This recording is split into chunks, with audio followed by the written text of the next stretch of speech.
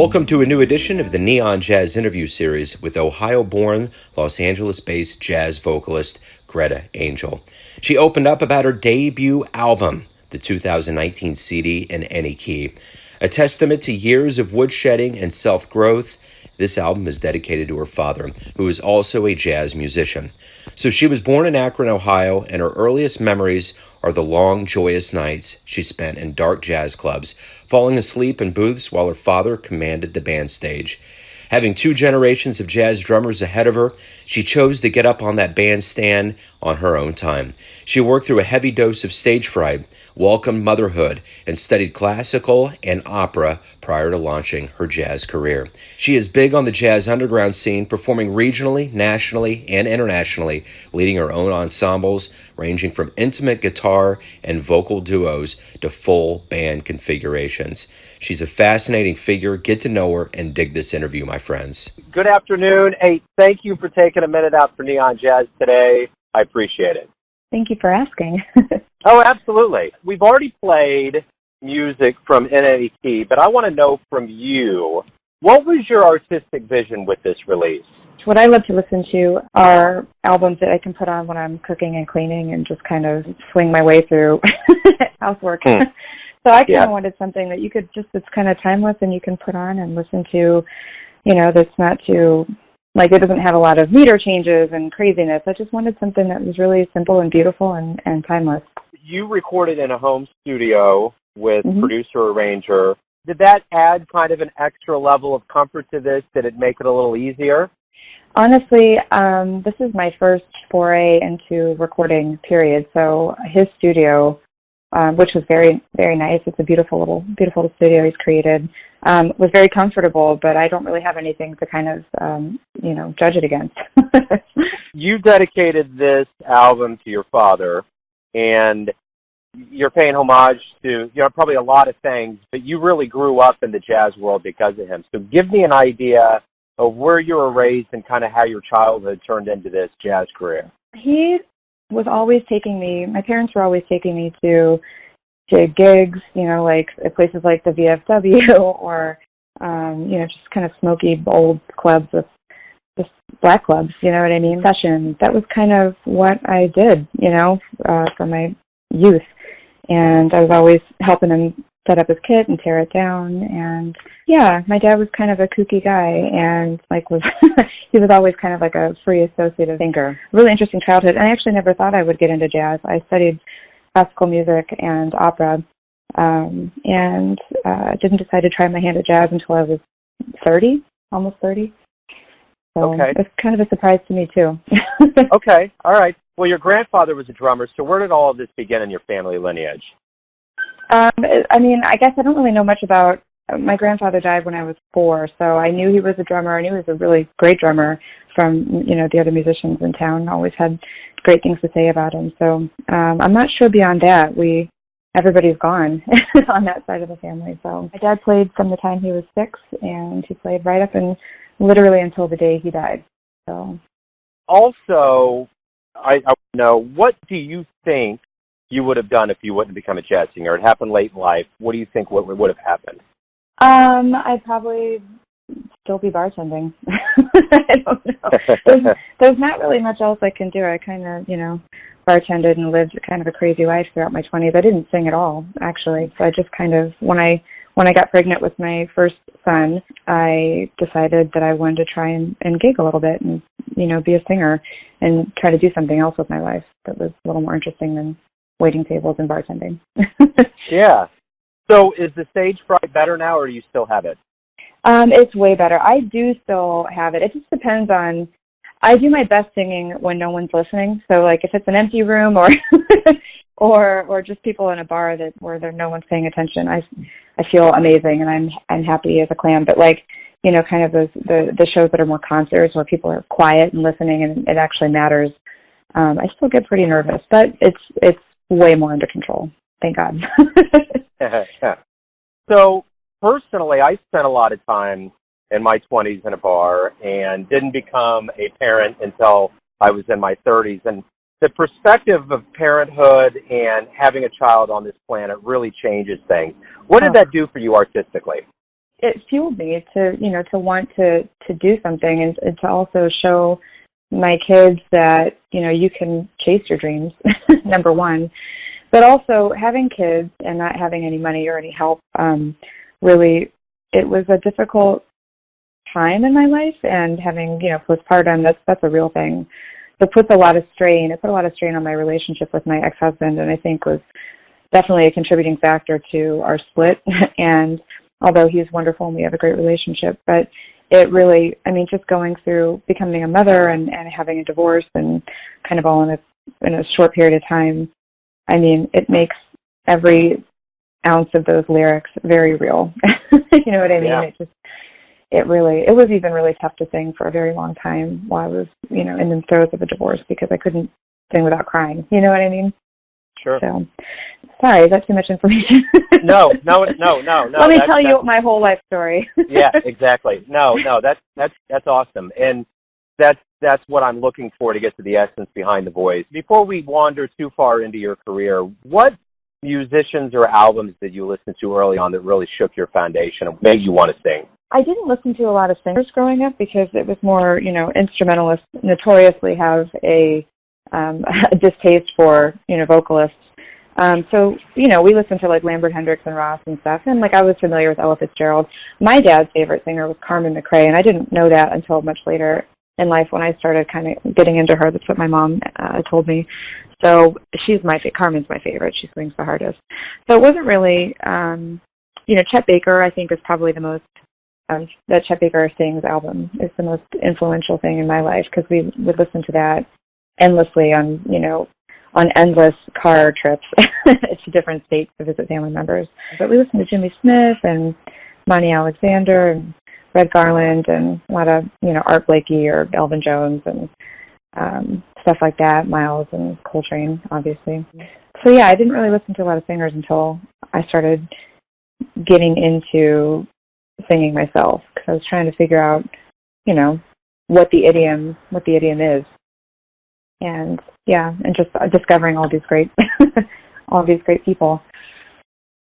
So everything started for you in Akron, Ohio. So talk to me a little bit about how you ended up where you're at right now. So I moved away from Akron when I was 19, because really the only thing to do there is to, become an alcoholic and have a lot of kids, and I didn't really want to do that. So I've been in LA now for 19 years, and, Akron had, even when I was growing up in the 80s and 90s, had a pretty great jazz scene, and had a very wonderful jazz scene in the 30s, 40s, 50s, and 60s. It was part of the jazz belt where people would come through New York on their way into Chicago. So everybody stopped there. It was kind of dying out as I was, a teenager. Yeah, it started for me in Akron, but honestly, like I said, I didn't even really start singing until I was about 30, singing jazz. So there was kind of a big doldrums in my life artistically, But right now you got your debut album out. What's your future look like? What do you want to do with your career from here? I want to be the most famous jazz singer of all time. I'm just kidding. Right. I would just love. I just want to make music with really great musicians. That I want to tour. I'm hoping to tour in Europe because I lived in Italy for a little while, and Italy has my heart. Yeah, I'm just hoping to just meet a lot of great players and get to work with players and do festivals and support my family. Now that I'm doing it on my own. One of the best educational experiences we can have is seeing live music. What was one of the first live jazz shows that you saw where you were like, I love it. That makes sense. Well, I remember when I was pregnant with my oldest, I was 5 months pregnant, and I went to a house concert, and it was just a vocal guitar duo. It was Frank Potenza and Sonny Wilkinson. They just magic when they're together. They had a duo for a long time. And I remember sitting there thinking, that's what I want to do. And that's kind of what fueled me to, I was like, hey, I'm going to start gigging. And I put my mind to it and I did it. But that was, for me, the moment where I knew that was what I wanted to do. You were fortunate growing up to have been, around jazz. It's been a part of your life. But if you could get into a time machine, a jazz DeLorean, and go back in time and see anybody anywhere, where are you going? Who are you going to see? Baker and Carmen McRae, for sure. Those are my two favorites. We try to date Chet Baker too. Well, I was going to ask, did you see that film that Ethan Hawke put out with I have not seen that yet. I have not seen it, but I did. I recently rewatched Let's Get Lost, and it's just such a fascinating and heartbreaking thing. You know, coming from, you know, like I said, in my 20s, I was kind of a wild life. Probably did way too many drugs, but it was like to see what that can do to people. Not heroin. I wasn't doing heroin, but to see what that can do to people, and you know what the drugs do. Number one, to an artist artistically, and how it opens up their minds, and just it's really fascinating. Yeah. Have you seen the Ethan Hawke film? Is it worth watching? Yes, it is, and the beauty of that film is it's the ultimate story of redemption. And I had no idea that the only reason why he sang was because his teeth were knocked out after a bad drug deal. Now, I thought he was just branching out. The execs were like, look, somebody caught you singing in the bathroom. Let's capitalize on this. But it was genuinely, he could not blow into a horn because he had no teeth. And he needed to make money because he was so down and out. But the idea is he falls in love. There's a level of redemption. And I think there's an overall level. And it shows tension between his dad and him and his family. And I hope it's historically accurate. I haven't dug that much into it. But what I saw is like a portrayal on the screen was a good thing. And I did not realize either that, he was kind of a big shot guy in the beginning, and Miles Davis was in the crowd. And of course, Miles was kind of over there with the side eye, wondering who this kid is because he's a pretty boy. So there's a lot of those undertows that go into it, but it's definitely worth delving into if you're a Chet fan, for sure. Ugh, I sure am. Well, thanks. Yeah, absolutely. So let me just ask you generically, as somebody that's been around jazz, dedicating your life to it, why do you love jazz? Because it's real music. It's a music with heart and intelligence and chords, and it's stuff that, like, it's not, you don't find things like this written very often today, and I don't know, something in it touches me so deeply, and I don't know that I can even really explain what it is, Yeah. Sorry, that's a terrible answer. No, it's good because it's a feeling, and that's the thing that's hard about it. You can't take that. There's a lot of things that you can describe, but a feeling's hard because, I don't know. It's subjective. Right, and it hits your core pretty hard. So let me ask you this. Now you're embarking on this career. You've seen it around you with your family, and you've lived your life and gone through things. If you have a dream tonight and run into yourself, say in your 20s, and you can give yourself in your 20s advice, what are you going to tell that version of you? I've wrestled with that a lot, actually, those thoughts of, like, would I do anything differently? I probably would say lay off the sauce and don't party so much, maybe. But, to be honest, like, if I had made one different decision, I wouldn't be where I am now. And, and it's not like this is not an easy career path. Like, I think every day about just throwing in the towel and trying to find some other way to, like, actually, make a good living.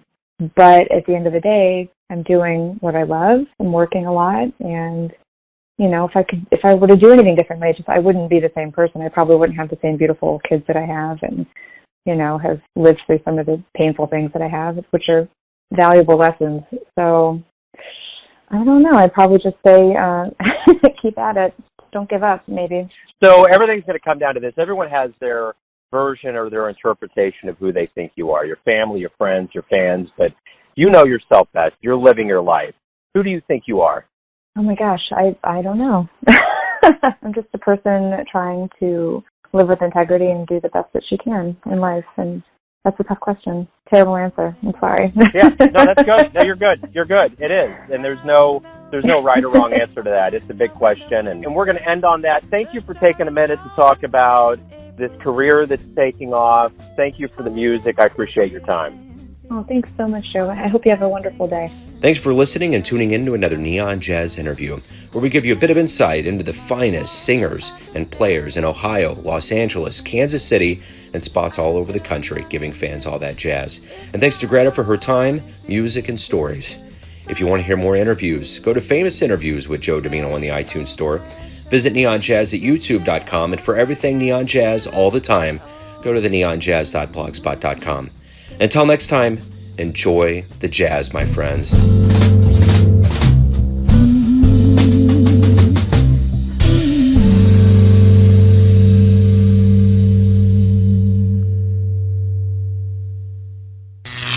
Neon Jazz.